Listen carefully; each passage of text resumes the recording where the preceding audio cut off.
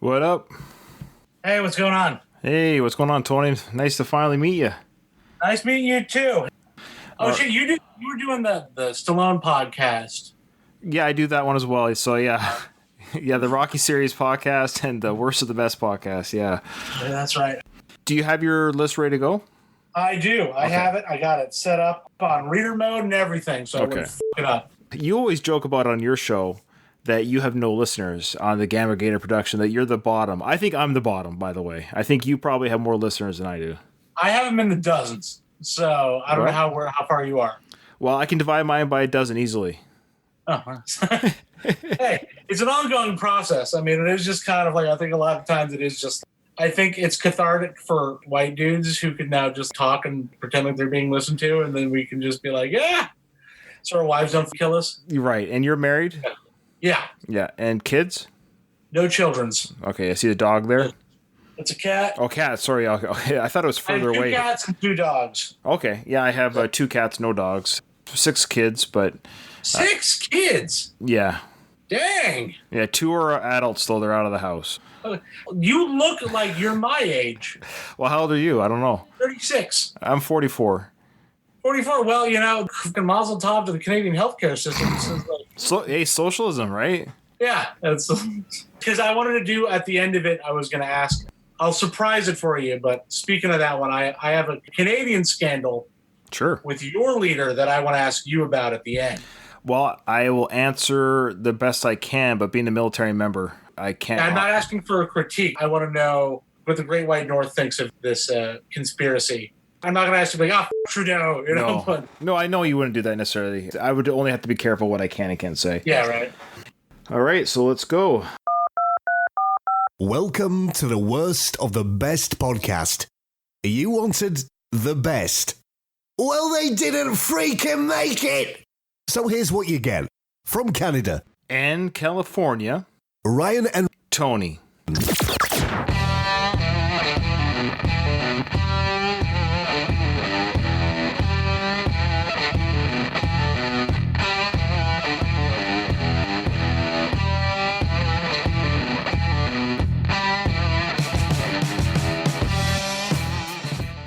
Welcome to the Worst of the Best podcast. I am your host, Ryan, and with me today we have a very special guest, another member of the Gamma Gator Production Network. We have with us Tony from the One Big Toilet podcast. Tony, I love the name of your podcast. Why don't you tell the audience what your podcast is about, what a listener can expect when they get into your world? Well, we call it One Big Toilet because it's kind of mainly focused on U.S. politics, so it fixates a lot on American politics and kind of our fear of leftism, socialism, communism, not capitalist systems in general. And it comes from basically a Simpsons joke that, you know, you always hear these insane things about socialism. One was like, under socialism, there will only be one great big toilet. We'll all have to go to the bathroom at the same time. That's where it came from. It also actually came from a great Canadian, one Bret the Hitman Hart, who once referred to America as a big toilet. And because of its shape. But it's a kind of a double entendre, and we go into how our evolving paradigms and moving the human condition into its next economic sphere won't be so shitty, and we all won't be in one big toilet all at the same time. So that's what my podcast is about. And I would strongly suggest anybody give it a listen. It's right here in the Gamma Gator Network. I am proud to say that I am still the first and only original Gamma Gator production as our family grows. That's my little claim to fame. No, that's great that you're the first. I enjoy your show, and I thank Zip for bringing me to you. Because of Zip, our boss, our CEO of the Gamma Gator Productions, he got you on the network, and of course, State Your Take with Ed and Aaron. What I enjoy about each show is everyone has their own view or spin on life around them, whether they come from a cultural background, a racial background, a Canadian background. My podcast, of course, is a little bit more just entertainment, but that's what I think I bring to the table is just the world's crazy, and sometimes it's messy and sometimes it's angry, but we just have a little bit of fun with it at the same time. So I know that you are a political podcast and you steer towards those topics. We're going to talk about Donald Trump, things that he believes are conspiracies. Now, I say conspiracies, and maybe it's not the best title, but these are things that he has stated or believed at some point in his life. Yeah, Zip and I did a great episode about misinformation and disinformation. I have a central thesis that Don the Con, he is the ultimate example of a right populist using disinformation to keep the masses from moving into a direction that would upset basically their bottom line. And I think that the hilarious irony of Donald Trump is there's all these grand conspiracies surrounding him, which you can hear on my podcast, where they like to depict him as this hero and savior. It's just ironic to me that this Manhattan billionaire who's like in the heart of the beast, who's connected to all of these people that have been in like these positions of power and basically the document signer of all kinds of atrocities out all over the world. But they think that Donald Trump, the dumbest, most aloof human being on the face of the earth, is somehow going to like be the savior and has been secretly fighting these guys for his whole life. A lot of his conspiracies, I think, are just the ravings of somebody who is so privileged he's actually never had to stop and think, that he lives only in the moment. He doesn't actually have a past or a future. He's a complete and utter present man. What's funny is that sometimes he'll give you two conflicting conspiracies at once, but his sycophants will believe him hook, line, and sinker. And sometimes he'll say something, there's a few in here I'll go into, where there's a ring of truth to it, but not in the way he said it. Yeah, I guess people are now hearing, if they haven't heard your podcast, so are you pro or not pro-Trump? I can't quite tell. I am anti-Trump. I said I'm a leftist. I see certain things like how the country just north of us has better lifespans and better standards of living through just a better healthcare system. And is your college free or is it heavily discounted? No, it's not free at all. As a Canadian citizen watching American culture through TV and movies, I always found it interesting how much parents stressed out about college funds. And talking about we can't afford, somebody get hurt in a TV show or whatever, they depict that the care couldn't be given to the person because of insurance or whatever. And I remember thinking, what are they talking about? Yeah. You just go to the hospital and get fixed. What do you mean you have to have something? Those things were kind of foreign to me, even though the U.S. doesn't seem like a foreign country, if that makes sense. So you're right. As I've gotten older, of course, and understood a little bit more what's going on in the States, it does boggle my mind how much money is just demanded of its citizens for education and health. Yeah, and I think that's one of the things I'm trying to help. Some people who are apolitical can hear me on this show or another Gamma Gator show and be like, okay, you know what? I want to scratch the surface of this. And I said, I'm just a working Joe like everybody else. And I barely scratched the surface in like my quest to find the truth in the ecumenical truth or the overarching truth, not the truth. Not the Alex Jones kind, but the realization of what humanity can be. And I'm just barely digging in that one. So I'm just kind of giving you the little nuggets of information I have learned in this quest of mine that I hope that we can all take together and move into a better world for all of us. And that's really the point of it. And I do it by just being fast-talking, loudmouth. I always say that I'm the dumbest man alive. I'm just really good at pretending I'm not. I'm just learning, and I just want to share all the stuff I'm figuring out. Doctor bill shouldn't be a death sentence, and a college tuition shouldn't be a lifetime of servitude. Yeah, I agree. Yeah. It's a good plug for the tone of your show, and I think you can be a Trump supporter and still listen to what you have to say. And I think people that can't listen to an opposing view, well, that says more about the person than the person giving the opposing view. I find that it's good to listen to the dialogue of people that don't believe or follow your way of life, so to speak, is because I'd like to hear what they have to say about the world around them. I think it's healthy personally. So if you are pro-Trump, let's say, I think you would be remiss to miss what Tony has to say on a show, because I think you say a lot of things. It's because it's not you just slagging on Trump. I want to make that clear. Even though it's not about that. It's actually what you just said at the end there. It's about you trying to bring everyone together in your view of what would be a good life, a good way of being as a government. And I think if people listen to that, I'd be surprised if somebody wouldn't like what you had to say, no matter where they are on the side of government. So the one thing you will learn when you become a leftist is that there's a difference between being a leftist and a liberal. I'll hear a lot of people talk trash about liberals. And I'll tell you right now, you tune into One Big Toilet, you'll hear a lot more, because lefties hate liberals more than you do. For all you guys on the right, I'll teach you. You'll learn a couple things. Let's get to the meat and potatoes. All right. So again, these are things that Trump has said over his last few years. These are pretty recent, but people, since he's become president, have forgotten that he has said these things. But they're kind of fun to revisit the things he has said that he feels are either conspiracies or things that are happening. And you, the listener, can decide for yourself if you think it is true or not. That's fine. We're not even here to tell you that Trump is wrong or right necessarily, but these are things that he has stated that he feels is the world around him. So we're just going to report that. And at the end of the episode, independent of each other, we are going to pick what we think is the worst of these conspiracy theories that Trump has and our reasons why. And we both don't know each other's answers, and we'll reveal those answers at the end of the episodes. All right, so we got number 10. January 2016, Trump tweeted a picture of Megyn Kelly, then at that point a host on Fox News Channel, with Prince Al-Walid of Saudi Arabia and his wife. The conspiracy was that the House of Saud is co-owner of the Fox News Channel. Now, it's interesting. Now, this is before he was president. He's now walked that back, where he doesn't talk about the conspiracy of House of Saudi Arabia, because now the Trump White House, and if you also again listen to One Big Toilet, you'll hear a lot about Saudi Arabia, how Trump is very close with them because every president has to be close with Saudi Arabia. Right.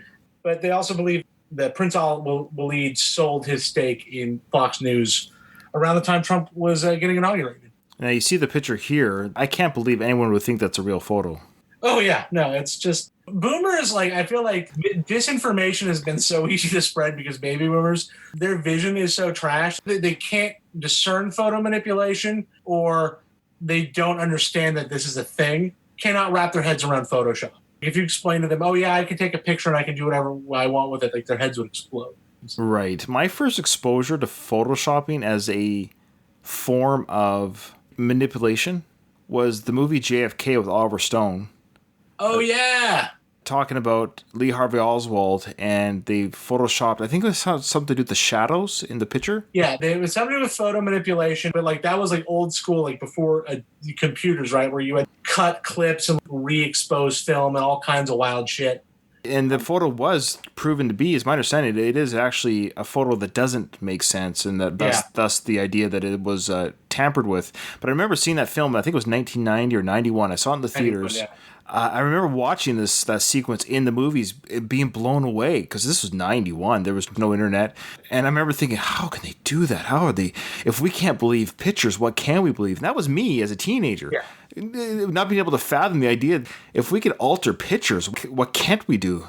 Like, I don't know if you're familiar with the QAnon conspiracy. Right, a little bit, yeah. Like, it's bonkers. There is some degree of fact to that, especially after the Jeffrey Epstein scandal. It's always like in this like completely other wild direction with the conclusion they make, because you have that mentality, and then also baby boomers growing up in like the hippie generation. They always have that, you can't believe anything, don't trust the man, this and that. They get into this weird world where if everything can be faked, then everything is fake. Right.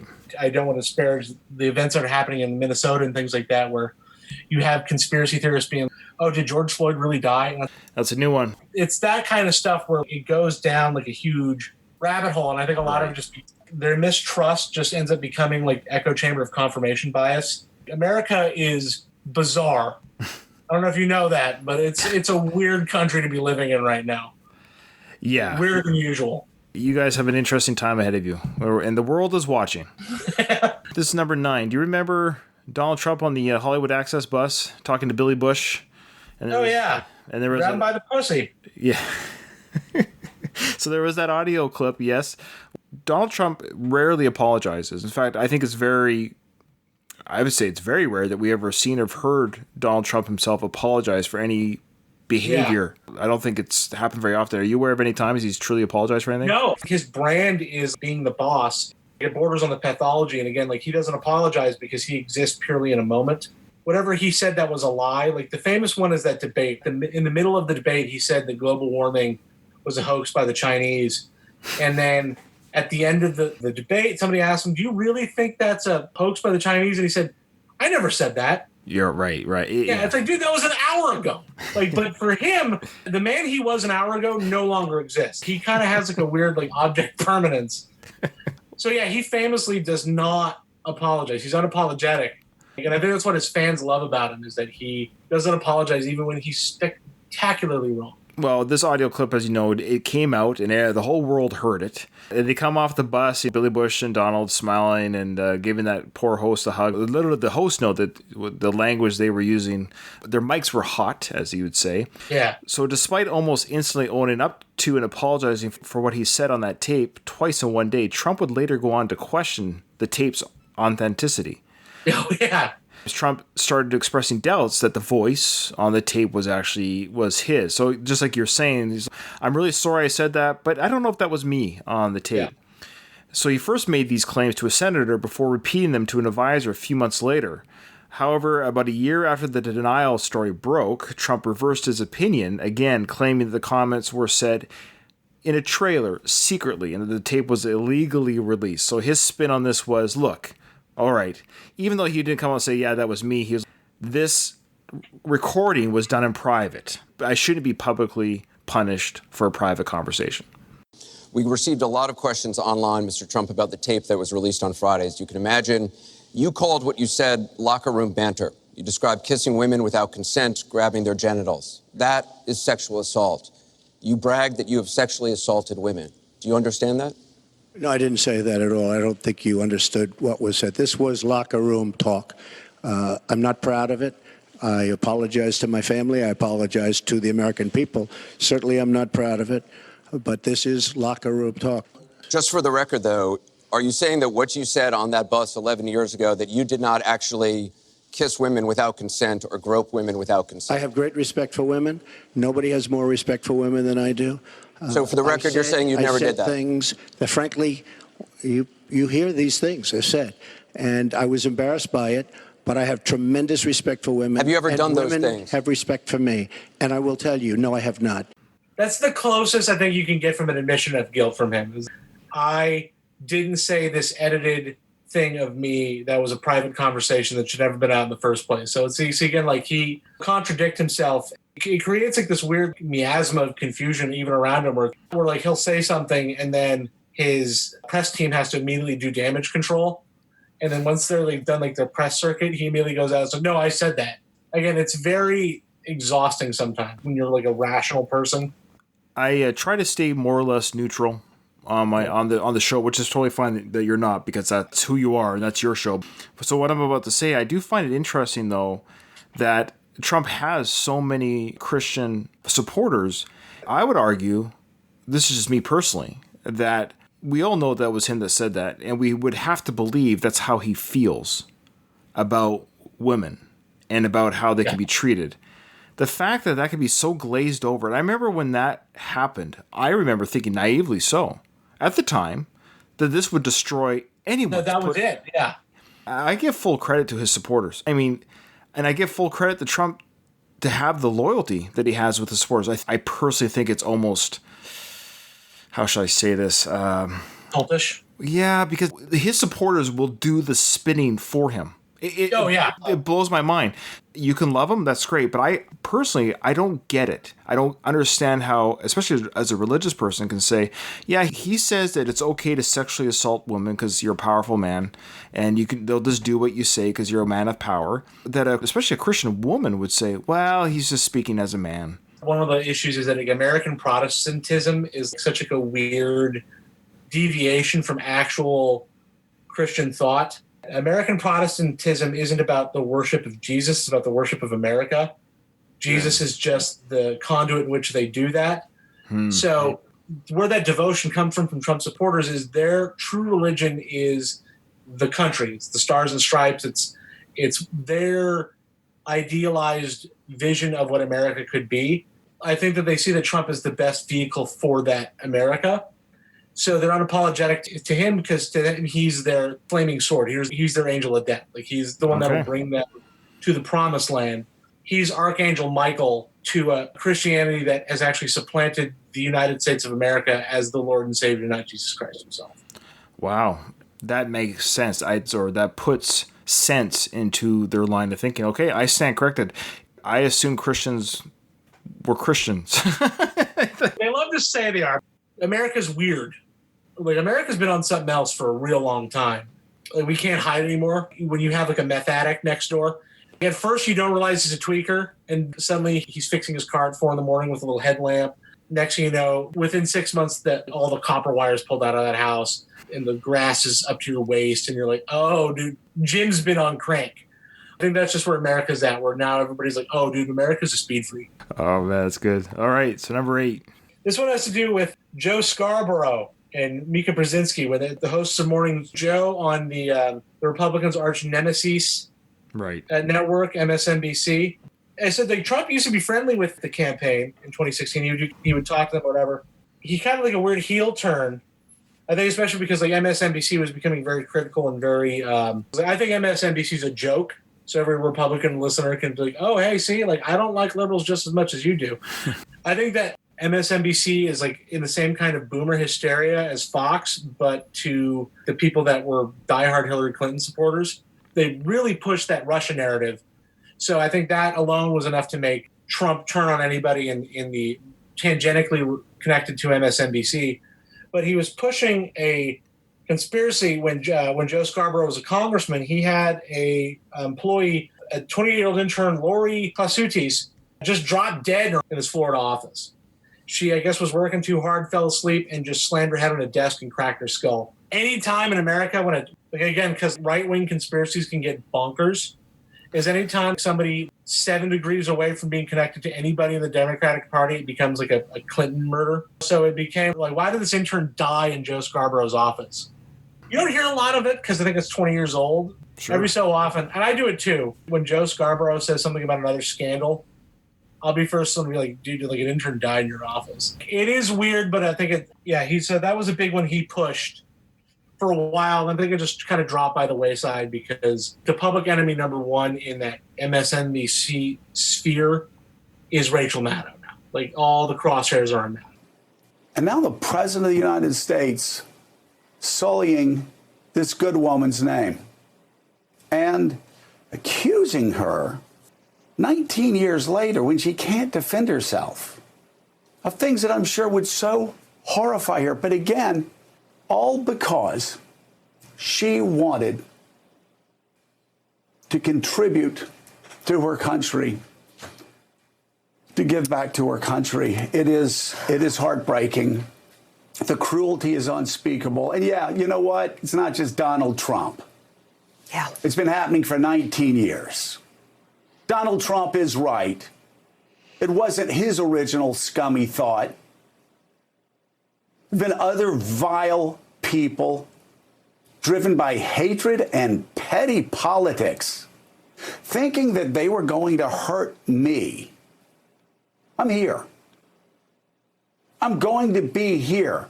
You keep trying to hurt me, and instead, your attacks pass through me, and they terrorize a family that has not been able to let their loved one rest in peace. Yeah, that's an interesting one. I don't think I've ever heard of this one before this list. It was like, she had something happen. She fell and she just hit her head. It was like a freak accident. It wasn't like anything that was kind of cut and dry, especially for the time, because the real shit didn't happen until later in that year, 2001, kind of near the September. Anything that happened in 2001 gets overshadowed by September 11th. Okay. Yeah, her death got buried a little bit. Makes sense. That's an interesting one. Number 7. This one's kind of not as scathing or as crazy as the ones we've talked about. But yeah, I mean, it's scandalous, but it's sad. Right. Like, it's more sad than anything else. Well, as we all remember, in September 2017, Hurricane Maria, a Category 5 hurricane, hit the Dominica, St. Croix, and Puerto Rico, reaching speeds of 175 miles per hour. Maria was the worst natural disaster in recorded history to hit the islands, with the total number of fatalities estimated to be close to 3,100 people. So initially, the government of Puerto Rico claimed that only 64 people had died as a result of the hurricane, a figure that was quickly disputed. An investigation by the New York Times found that over 1,000 people died as a result of the storm.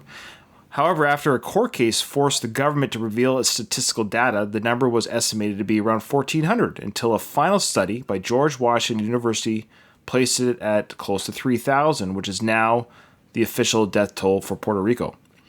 But Trump took the time to express his doubts about the official figures, noting when he left the area, he said they had anywhere from 6 to 18 deaths, and claiming, quote, then, a long time later, they started to report really large numbers, like 3,000. This was done by the Democrats in order to make me look as bad as possible, end quote.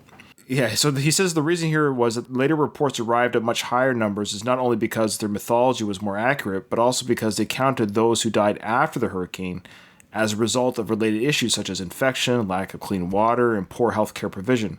So while Trump may have been right, or not far off about the original estimate being much lower, he never provided any evidence that the subsequent figures are fake, while there is plenty to prove they are real. This is a situation where Trump just can't leave well enough alone. Yeah. The reality is a hurricane ravaged a part of Puerto Rico, a lot of it. And 3,000, this is like their 9/11, speaking of 9/11, almost the same amount of people died because of this catastrophe. Now, this was nature, but these are still people's families, livelihoods, homes, jobs. Drinking water was damaged. He just can't allow the fact that independent schools and other studies have shown the numbers to be different. He could have said, you know what, when I left Puerto Rico, I thought the count was much lower, but it turns out more evidence has shown that the numbers are much higher. That's it. And I feel bad for Puerto Rico. Hope you guys recover. Have a nice day. Like, he can't even just say that. Yeah. And now we're seeing it again, but it's every day. The COVID-19 deaths in America, last I checked, were about 3,000 a day. Right. And we're just like, oh, those are fake numbers. You know, like, oh, those are flu numbers. It was a horrible disaster. There, like, you could actually have logistical arguments of why it was taking so long to get help there. But I think now the reality is 3 years after the fact, and Puerto Rico is still in shambles, and it's been used as a way to privatize like a lot of public infrastructure in Puerto Rico. It's really disgusting. That alone is like a legit crime against humanity. And the horrible irony is because Puerto Rico is not a state, you know, they don't really have a say in who I think they can't even vote for who the president is. They can vote for representation. Right. Puerto Rico, for all intents and purposes, it's a territory, but it's part of the United States, and they have no congressional representation or anything. And it's really sad and disappointing that this country is kind of, it's like a victim of colonialism to this day. Yeah, interesting. And they're like, I mean, every school thoughts were given statehood, which I'm supportive of, but I've also heard suggestions that Puerto Rico become its own independent entity again, which I also support. It's its own unique culture and has its own unique ideals. And sometimes we conflict with that out of cultural misunderstanding. So just again, I would love to just give that vote to Puerto Rico to see if they'd rather be independent or part of or our 51st state, but give them that choice instead of looming it over their head this whole time. This is why I have you on the show. You got insight that I don't have. That's great. Thank you for that. Number 6. So we got hot air windmills. Yeah. So throughout his campaign and presidency, Trump has been a major proponent of the coal industry. Before his victory, he promised to save the industry and bring back coal. He's fulfilled on those promises by rolling back a lot of Obama-era policies since he's taken office. It hasn't affected coal use because coal is actually still like the industry is dying because the world has moved past it. He's trying to get everybody to like instead of going solar, it's like, no, come back to coal. And lots of times he makes like really weird claims about windmills for wind power. Right. While speaking at a National Republican Committee dinner, President Trump first claimed that having windmills built near your house could devalue your property as much as 75%. And that's a pretty dramatic claim by itself, and numerous studies have found no statistical evidence of this. But that claim is usually overshadowed by the one that follows seconds later when he says that the noise pollution will cause cancer. There was another one that they were talking about that it just slaughters birds, which is like there's like a half-truth to that. Like certain kinds of birds will just fly through a wind farm and just get massacred. Yeah, he says that windmill noises will devalue your home and give you cancer. So we've ended the war on American energy. The United States is now the #1 producer of oil and natural gas anywhere in the world, and that all happened over the last 2 years. Big difference. Hillary wanted to put up wind. If you have a windmill anywhere near your house, congratulations. Your house just went down 75% in value. And they say the noise causes cancer. You tell me that one, okay? You know, the thing makes it so... And, of course, it's like a graveyard for birds. If you love birds, you'd never want to walk under a windmill because it's a very sad, sad sight. It's like a cemetery. We put a little statue for the poor birds.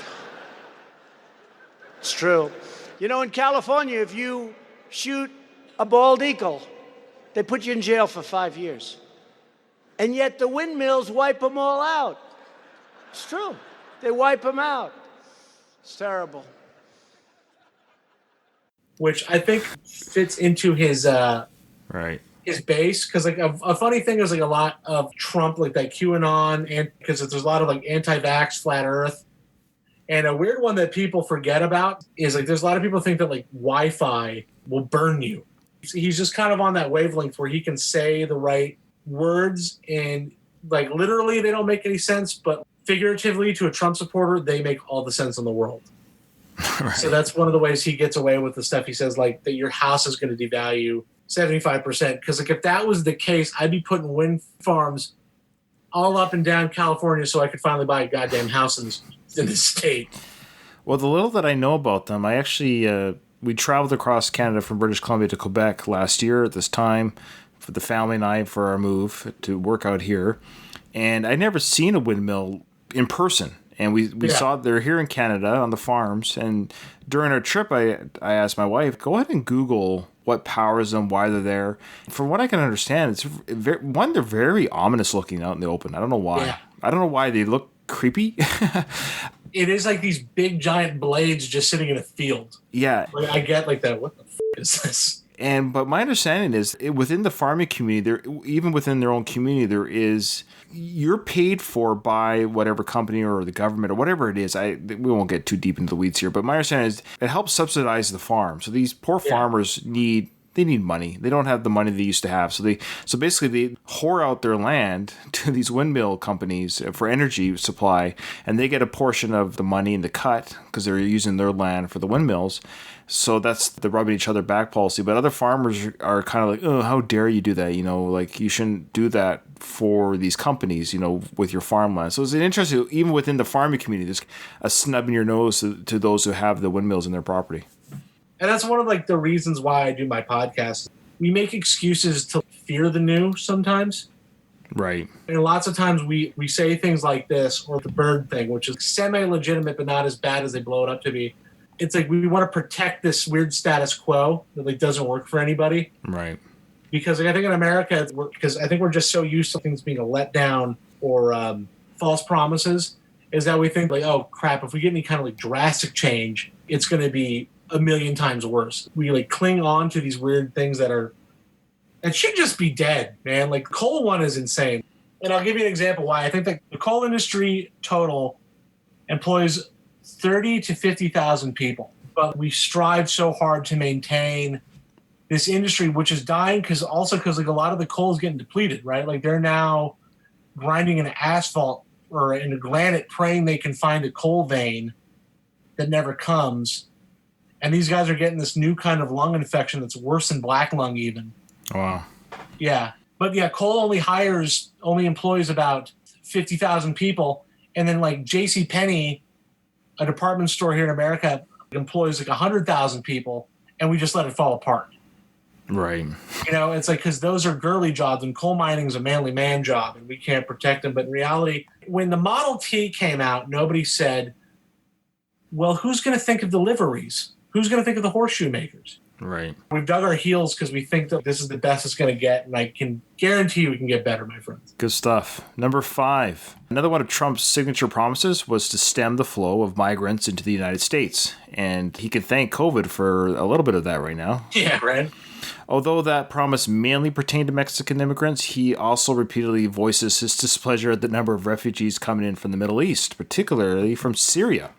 So at one point, Trump even claimed that Hillary was preparing to bring in 650 million refugees in 1 week. But that claim obviously was unashamedly ludicrous. But instead, though, we have this theory. So speaking to a crowd in Mesa, Arizona in late 2015, Trump queried how so many of the migrants could afford cell phones, asking, quote, where do they get cell phones? Who pays their monthly bills? End quote. He went on to describe how a friend had told him that these phones are just riddled with ISIS flags and videos of beheadings. He repeated these claims a few months later during an appearance on the National Border Patrol Council's Green Line radio station. But what Trump failed to understand is that being a refugee does not equal being poor. Although Syria's economy has certainly seen better days, it's not a country where people live in mud huts or wonder how the moon stays up. It's a normal country that has spent the better part of the last decade ravaged by war, however. So when you see a refugee with a phone, they probably just thought it was more convenient and useful to bring in their 65-inch TV. Somebody once said he was upset because he saw like a homeless person with a laptop. Dude, it's probably like a 7-year-old Acer that somebody like donated to Goodwill because they bought like a new laptop, right? And, oh, dude, this guy's got an Android phone. Like he's rolling in the dough. No. And he went to describe how a friend told him that he had the phones that were riddled with the ISIS flags and whatnot. Right. There's like a weird decoder ring you can do with Trump where if he says, people are saying I'm doing a tremendous job, he made it up. If he said, I've been told that this has happened, so it means that he's just learned this like today. So like he thinks this is like a new fact. And then my friend said it's something he's pulling immediately out of his ass at the very moment there. That's like Trump speak, is you can tell what kind of if it's a lie or if it's just a fact he's just learning that he wants to pretend he's an expert on, depending upon who said it. One Big Toilet talks a lot about how a lot of the refugee crises are byproducts of United States foreign policy, and Syria is indirectly one of those ones. So it's always very frustrating to hear all these outlandish refugee stories. And I think the other one that always bugs me is that like all these terrorists, they all like are homogenous. They all work together. They're like Cobra, against those heroic G.I. Joes. A lot of these terrorist organizations hate each other. We think of them as terrorist organizations, but their home countries are basically just gangs trying to seize control over a resource. Right. It's like a turf war that we think like their whole goal is, we're here to kill America. And no, we're just kind of involved. And if you want to learn more, listen to One Big Toilet. Agreed. No, it's good. I like it. All right, number 4. Number 4, Crowd Strike. That would be an awesome G.I. Joe character name. Oh, yeah. With a population of 42 million in an area around the size of Texas, the Ukraine is far from a small country, but has never been a major player on the world stage. Despite this, the country has somehow frequently found itself entangled in Donald Trump's controversies. Obviously, the Ukraine is at the center of impeachment inquiries, but their involvement can be traced right back to when Trump first received the Republican nomination and changed the party's position on the Ukraine. Uh-oh! Well, it's not unusual for the nominee to change the platform, except for Trump it is, because that dude he's now the lodestar of that party. But Trump's change was that rather than providing lethal defensive weapons to help Ukrainians fight Russian forces, the U.S. would provide appropriate assistance. So I think it's like we started giving them not guns. I think that's what we delved on it on an episode. Zip and I delved on an episode of One Big Toilet a while back. That was pre-COVID time, and The way I've been coping with COVID has been smoking a lot of pot, so my memory's not as good as it's been in a long time. So soon after the issue of the Russian meddling became a daily topic of conversation, Trump's team floated an alternate theory, that the Ukrainians had been meddling in favor of Hillary. But this is based primarily on the fact that Trump's campaign manager received $13 million from pro-Russian Ukrainians, a crime for which he received a 7-year jail sentence. That was Paul Manafort. Right. The theory then morphed into one that said that the Ukrainians were behind the DNC hack, but not to Hillary's benefit. Finally, it became the theory that the Ukrainian-owned, Ukrainian-based cybersecurity firm CrowdStrike had hacked the server and framed the Russians. According to this theory, they may even still have the server in their possession. So they just stole the server and brought it to the Ukraine. Right.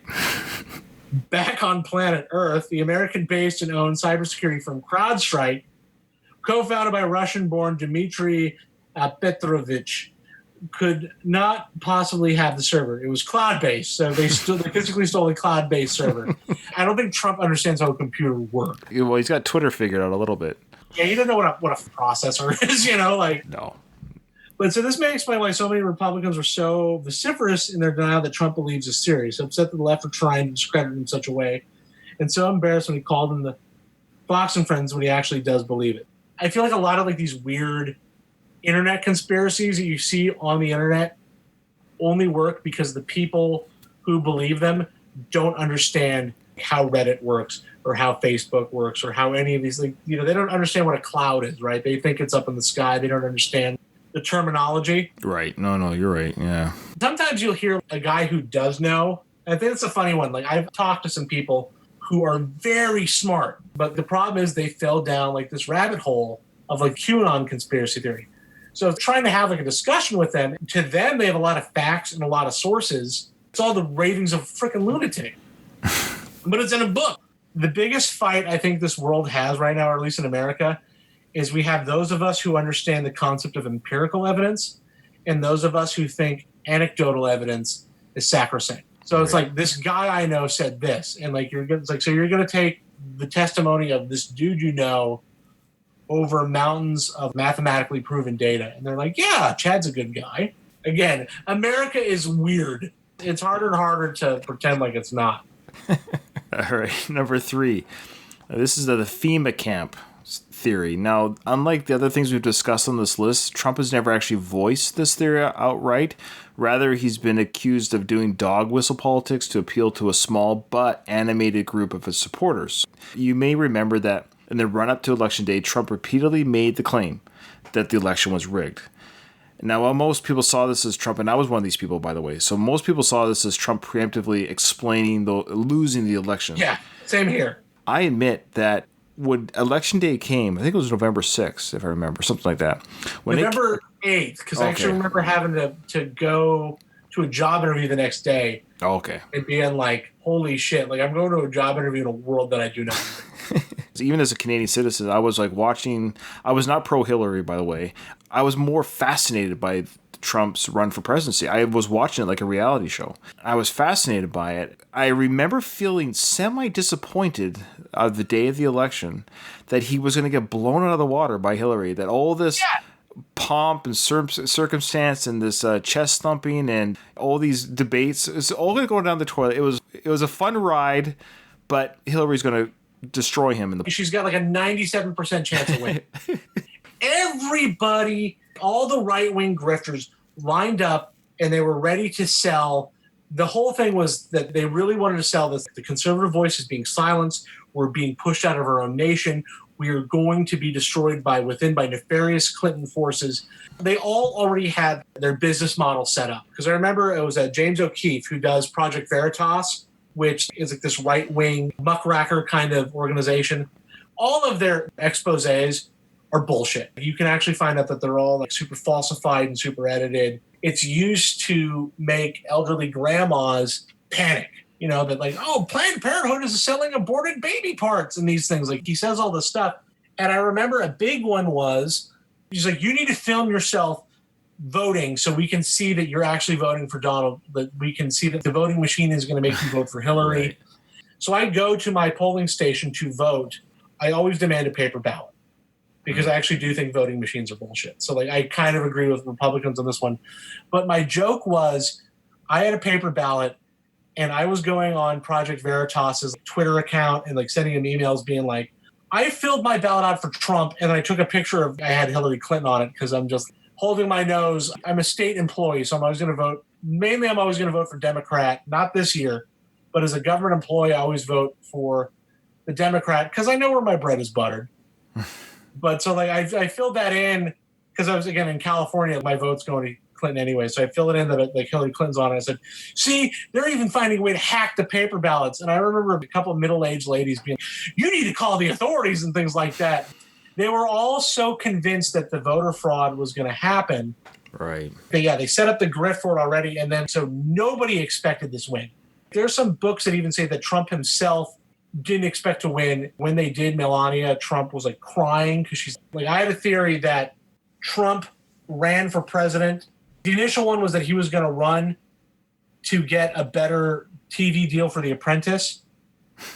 He was doing it for like a big PR show. And they said once he petered out, and then my theory, and I still have it, he was going to start his own cable channel. Yeah. Because remember after some dates, they had Trump TV. And I believe the theory was that he was going to have his own cable channel because of how much he winds up the conservative voter base, is that he could easily replace Fox News as the leading voice of conservative America. And that was his plan midway through the election. And now that he is elected, there are times when I believe that he does not want to be president. He hates the job and he can't wait for it to get over with. But he can't look like a bitch, so he has to keep on trying to win. It's interesting. I agree with everything you're saying. I wonder how much he wants the job. Yeah, because what really he wants is the rallies. He's a guy who likes to be listened to. He likes to be the hero of his own story. So I think it's more for him. It's that the rallies are all he wants. And now that these rallies can't be attended, like he can't have a stadium full of people cheering his name. Right. Like he's not into it. His head's not in the game, you know? Again, so while many people saw this as Trump talking about the rigged elections was him saying, hey, this is why I'm going to lose, others, however, believed he was making reference to what was a very popular conspiracy theory in right-wing circles at the time, that President Obama was using FEMA, the Federal Emergency Management Agency, to build concentration camps where he would lock up his dissenters and nullify the impending election, thereby making him king in all but name. This theory was promoted by larger-than-life characters such as Alex Jones and Glenn Beck.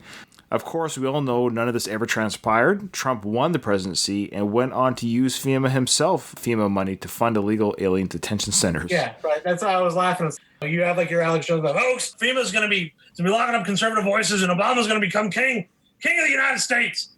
And then you find out there were camps, and I am also not a fan of Obama. I think that Obama is a freaking snake in the grass. There were detention centers under the Obama years. They weren't FEMA detention centers, but they were ICE detention centers. Right.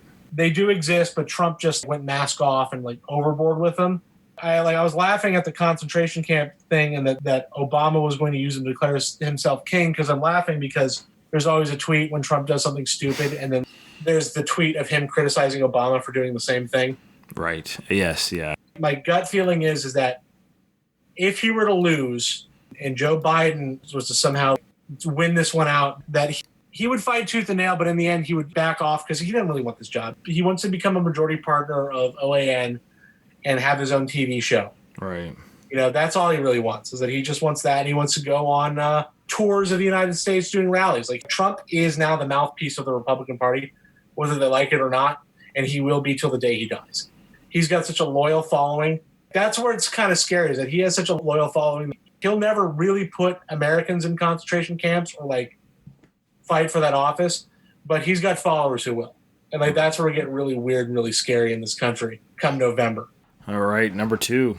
Number two. So it goes without saying that Hillary Clinton is one of the most frequent targets of Trump's conspiracy theories. From misleading emails to Uranium One to Pizzagate and the deep state, Trump has accused Hillary of being involved in pretty much every bad thing that's ever happened at one point or another. Most of his accusations towards Hillary generally stem from her record, and it's not a good one, or her connections to other people like Jeffrey Epstein. But as we all know by now, Trump has also occasionally adopted the famous rubber glue rebuttal technique. Beloved of leftists and conservatives alike, accuse others of whatever you have been accused of. By the time the second debate had wrapped up, viewers were captivated by Trump's frequent sniffing during both encounters, which led to speculation that he was using cocaine. But the ever-vigilant Republican nominee was quick to point out that it was actually Hillary that was taking drugs. Speaking at a rally at New Hampshire shortly after the second debate, Trump said, "We should take a drug test prior because I don't know what's going on with her." But at the beginning of her last debate, she was all pumped up at the beginning, and at the end it was like, "Oh, take me down." She could barely reach her car. I think she's actually getting pumped up. If you want to know the truth, she's getting pumped up. You understand? In fact, we're going to be talking about that in a few minutes. She's getting pumped up for Wednesday night. Let's see. You know, I don't know. Maybe we're like athletes, right? Hey, look, I beat 17 senators, governors. I beat all these people. We're like athletes. Hillary beat Bernie, although it looks like Bernie got a little bit of a bad deal based on WikiLeaks, right? If you look at WikiLeaks. But we're like athletes, right? So athletes, they're making them more and more, but athletes, they make them take a drug test, right? I think we should take a drug test prior to the debate. I do. I think we should. Why don't we do that? We should take a drug test prior, because I don't know what's going on with her. But at the beginning of her last debate, she was all pumped up at the beginning. And at the end, it was like, oh, take me down. She could barely reach her car. So I think we should take a drug test. Anyway, I'm willing to do it. Hillary simply laughed this one off. And to be honest, we're pretty sure Trump did too. Like, I do remember those debates, and I think it's a funny one. Trump is like a famous teetotaler. Like, he's never drank in his life. Right. And the belief is that he doesn't do recreational drugs, like he doesn't do coke or anything like that. Right. But there's enough evidence that he is hooked on some kind of foreign form of pseudoephedrine, which you can convert into methamphetamine. He's been taking non-drowsy pills or allergy pills, probably thinking that like it's for health. So I bet you he's not even doing it for the high or whatever. He's just because he's a notorious germaphobe. So he's probably like, these are the best allergy pills in all of the world. So I'm going to be taking these. And he just eats freaking pseudoephedrine like it's Pez. And that's why he's so sporadic sometimes, is that he's just a weird guy. One of the reasons why I'm the way I am is because I feel like there are certain people that get so rich, they can't be told no. Sure. And I think he's one of those guys. All right, last one. All righty. Number one. When it comes to Trump's theories about Obama, they are all loosely connected by an overarching theme. Whether it's the media, the establishment, or the deep state, Trump has frequently reiterated his belief that Obama was mollycoddled and given an easy ride to make him look like a good president. A big example of this came when Trump accused the Federal Reserve of keeping interest rates low so that the economy would be booming when Obama left, but crashed soon after. In an interview with CNBC, Trump said, quote, "Any increase at all will be a very, very small increase because they want to keep the market up. So Obama goes out and let the new guy raise interest rates and watch what happens in the stock market." End quote. During the campaign, Trump had said the low interest rates were hurting Americans who had saved responsibly and called for an increase. Since he took office, the Federal Reserve has raised interest rates several times, moves that he adamantly opposed. But despite this, the stock market has not imploded and the economy has not collapsed, so it seems the Federal Reserve was never conspiring with Obama to begin with. Unless, of course, they're conspiring with Trump as well. One of the things that they did to prop up this economy is federal interest rates are near zero. Right. Right now, because that's like how they're trying to prop this economy afloat. I think that this one is one of those ones that like it gets the right people wound up in a tizzy, but in reality, we're at this point, American capitalism has become such like a perpetual motion machine in and of itself. This is an unprecedented global crisis. People are losing their jobs. Businesses are going to shut left and right. Retail stores are about to have their biggest day of reckoning of all time. Unemployment has become precarious at best. Worker protections, all these things this is a shitty time to be a worker, right? And we're supposed to be this backbone. But I think what we're seeing is that we're at a point where the money has become an independent wheel in and of itself. The Dow is where it was pre-COVID. This economic engine that we use as a barometer to show how well the economy is doing has no bearing on the day-to-day lives of working class Americans. The federal interest rates is one of those like myths they can perpetuate to see that you're involved. We exist for the pleasures of a handful of billionaires until they can develop the robots to replace us. And I have some weird misgivings about the Fed. I don't like that there's this kind of independent body because we hear Federal Reserve and you think it's a government entity, but it's really a private entity that's not part of the government at all. And it's weird that we have this weird marriage between private sector and public sector here in the United States that never benefits the public and always benefits one rich asshole. Yeah, it's weird. America is weird. I'm going to keep on saying that one. It's my mantra today. All right, so we'll do a quick rundown of just the titles here. I'll go over the 10 conspiracy theories involving Trump or what he feels is happening around him. Number 10, the Fox Chic with Megyn Kelly. Number 9, Billy Bush, access denied. Hollywood accessed scandal with the tape recording of grabbing them by the genitalia. I remember a great tweet on this one because Billy Bush is related to the Bush family. Okay. One of the funniest tweets I saw when that first thing came out is somebody said, like, when Jeb Bush had a chance at winning this nomination, Billy was just sitting in the back of the room being like, oh yeah, I don't know anything. It's like, dude, where were you in the primary? You could have saved your cousin a lot of grief. Yeah, no kidding. Number 8 was the poor young lady dying in Joe Scarborough's office. She collapsed, Lori, collapsing in the office. Number 7, the Hurricane Maria death toll numbers. Number 6, hot air windmills. 5, the ISIS cell phone family plan. 4, CrowdStrike. 3, FEMA camps. 2, cocaine using Hillary. Number 1, the Federal Reserve conspiring with Obama. This one was hard because some of these are, for example, the Hillary Clinton one, for example, for me personally, him, even in a jokingly way, he's just kind of accusing Hillary of using illegal substances to keep up with his never-ending energy that he has on the campaign trail, which he did seem to have. He was always ready to go, ready to debate, and never seemed tired.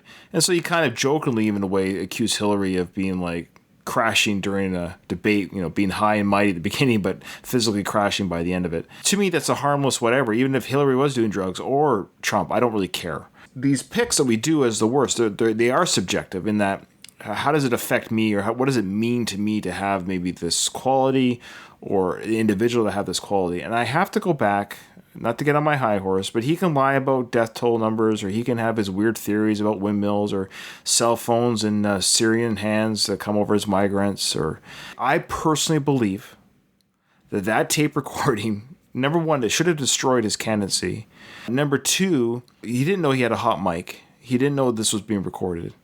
So the fact that he could have this conversation with almost a complete stranger just before going on TV, and to tell a younger individual, hey, this is what I've done. I've kissed girls. They kiss me back.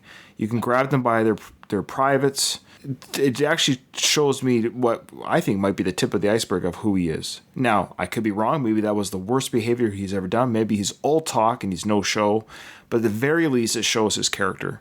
And for me, and this is not anything about politics or anything aside, just as a man, I have children myself who are, I have a daughter in particular. If this guy ever touched her, I would destroy him. You know what I mean? Like if he used that policy on my daughter, like I don't care who you are. It's crass on a base level. You expect that from a shithead at a bar. You don't expect from the leader of the free world. I can understand that one. In any other time in history, that would have killed the campaign dead, right? Howard Dean lost a primary and went, yeah! If you had told us 1 year ago that we were going to come in third in Iowa, we would have given anything for that. And you know something? Not only are we going to New Hampshire, Tom Harkin, we're going to South Carolina and Oklahoma and Arizona and North Dakota and New Mexico. And we're going to California and Texas and New York. And we're going to South Dakota and Oregon and Washington and Michigan. And then we're going to Washington, D.C. to take back the White House. Yeah! He killed his political career. Yet Donald Trump can walk around just a goddamn maniac. And yet for whatever reason, his constituents will make any excuse, any validation, any reasoning behind that one. How this goes into the conspiracy part of it is the fact that he was so incapable of at least owning it. He turned this into a conspiracy, and meaning we didn't really say it very well, but during this discussion, let's be clear, he said that wasn't my voice on the tape. The conspiracy was that there was an altered tape, and he eventually came around and said, well, fine, it was recorded secretly. So that's my worst pick, and those are my reasons. What's your worst pick and why? My worst pick is High Hillary, and I will tell you why, because I think that when I first read it, I was thinking, there is, again, the QAnon. I pick on this one a lot because QAnon, for those the uninitiated, is that there's this belief that there is this global ring of elites that are primarily pedophiles that run a secret cabal. The belief is that Donald Trump is this conquering hero that is going to come in and save the world from this pedophile network. Right. Why I think that the Hillary Clinton one is the worst is because there is a ring of truth to that QAnon conspiracy. If you looked at the Jeffrey Epstein, are you familiar with the Jeffrey Epstein scandal? Of course. When you read that and you read the connections that man has to circles of power and money and all these things, and you realize that there's actually, not in a literal sense, but there is this weird network of just sickos out there. But I think what always drives me nuts about Trump is that the guy who is also connected to all these people. Right. You know, Hillary Clinton has all these strange, weird connections, but the funny thing is, so does Donald Trump, and a lot of Donald Trumps are even worse. That all of these narratives, by saying these things like the high Hillary, because like, the picture they showed on the showed a GIF from when she fell down from the 9/11 memorial. It's a weird image too of her stumbling to the vehicle. Yeah. Yeah, it is like really weird. I think, but like Hillary Clinton is a weird, out of touch human being. So is Donald Trump. That's the problem. Like Donald Trump has never done a load of laundry in his life. Like Hillary Clinton is a weird, out of touch person too. There's this belief. Have you ever heard of Kuru? No. Kuru is a sickness that people get allegedly when they withdraw from adrenochrome, which is a fictitious drug that only existed in the movie Fear and Loathing in Las Vegas, that squares that have never done drugs in their life actually think is... Well, no, there is adrenochrome, but it doesn't work the way Thompson said it does. And the way that it is extracted is not true at all. But they believe that... The high Hillary, to me, was the worst one, because there's a lot of QAnon conspiracy theorists out there that believe that these elite Democrats feed off of the adrenal glands of children, and that's what's keeping them alive. Right. And that's why I think that one is the worst, because there is a legitimate conspiracy, but the conspiracy isn't this weird secret society of like black cloaks and cult ritual, but it's that rich people have enough money to get away with anything. Right. We have circuits of power and apparatuses and things like that that insulate horrible people from seeking consequences for their horrible actions. That's the grand conspiracy. There's no secret society that's doing that. The secret society is really just capitalism. But for Americans to agree to that would be so hard, because we've had 100 years of brainwashing telling us the contrary. So we have to make up these outlandish conspiracies, not that like rich people that like Bill Clinton and Donald Trump both cavort with a child molester, but we have to be that there's this secret satanic cult that feeds off of baby glands. And that's why that's the worst one. It's the worst because there's a nugget of truth that through disinformation and the rantings of a guy who just, again, chews Portuguese Sudafed. When I say this, I have to look like a kook. You know, you see it all the time. It's like the same reason that like rich kid can get away with drunk driving and your cousin it ruined his life. That's the same conspiracy, just on a larger scale. And that to me is why it's the worst, is that it helps perpetuate a lie. There's such a thing as a good, super rich asshole. And when I believe that there's a certain dollar amount that you can attain where you're immediately a bad person because you have more money than you could ever spend in your entire life, that you can't then just make the world a better place with. I like that. It's an interesting conundrum. Having more money than you know what to do with, but you don't do anything with it of good. Yeah. Like if you have $50 million and you just want to be a scumbag, you know, if you just want to drive a Lamborghini and own like a fat house, once you get to hundreds of millions of dollars and you have your own freaking private island, which again, I don't think anybody should have a private island, right? But I mean, like if you have a certain dollar amount where you can live this amazing lifestyles of the rich and famous life and not be poor, and then you have like this excess that you're just not using for the common good, that's obscene to me. Right. And that's the kind of the point of my show. Again, it's not one big toilet. Not everybody's going to be poor. You can still have successful, materially wealthy people and not have homeless people. This isn't impossible. And that's always been the point of one big toilet, is that these two concepts, they're not mutually exclusive. I like it. I like it. Yeah. Again, listen to Tony's show, One Big Toilet. Tony, thank you so much for coming on my show. And thank you so much for having me on. This was actually a blast. I was really grooving it today. You're a good. See, I always say like I need a good straight man to like combat me on my weirdness, but then I always have. I mean, my most frequent guest is Zip, and Zip is pretty good at that because he's spent so many years trying to like wrangle Bob. That's fair. No, I appreciate that. Well, we should do this again. Anytime you want me on, I'll be glad to come on. And I forgot, I had a conspiracy theory I wanted to ask you. Okay. Because I am a big advocate of socialism and things like that. Right. So, what's like the Canadian thought on the belief that Justin Trudeau is secretly Fidel Castro's son? Is that like a right-wing wacko thing? It's never talked about. Never talked about. So is it like a hush-hush that we can't talk about? No, I think most Canadians, either A, they don't care. Yeah. But it's funny, I've seen the pictures. Yeah, right. There's kind of something there, because I know that, what was his dad? Was Pierre, right? Pierre Trudeau? Yes. It's like that Woody Allen, Frank Sinatra, right. Ronan Farrow. Well, no, that, come on. That's not Woody Allen's kid. I'm sorry. Oh, no. I always make the joke that Ronan Farrow and Woody Allen both look like they were on posters of Nazi propaganda, but Woody Allen had his head on a spider, and Ronan Farrow would be like in a suit of armor surrounded by white children. Those two do not look alike, but I do see like a weird similarity between Trudeau and Castro. And Castro does have an unnamed son from that time. He has a son that he admits to, but he won't disclose who it is. Two ways of looking at conspiracy theories. If it's true, then what does it mean? Then so what? Yeah, right. Let's just say he is. Okay, well, he's still who he is. That information doesn't change where he is right now. He still got poor costume choices. Yeah, The other thing I enjoy about conspiracy theories, because we've done a few of them on this podcast, is I don't necessarily subscribe to one or any of them. However, I admire how they're pieced together. Yeah. There is a truism to it, but then they make it so outlandish that like a normal person's going to, I can't believe that crap. Mm-hmm. And I think that's sometimes like why guys like Alex Jones exist, is so you don't piece together the real issue. Right. You can kind of just pretend that it's all hokum. What does Shakespeare say? The world's a stage and we're all just players on it. Exactly. So, yeah, who knows? At the end of the day, who knows? But what I do know is in front of every silver lining, there's a cloud. And we're here to help you find it. Thank you so much for coming on, Tony. It was a real blast meeting you. Thanks for having me. And we'll do this again. All righty. Awesome. Gamma Gator Productions.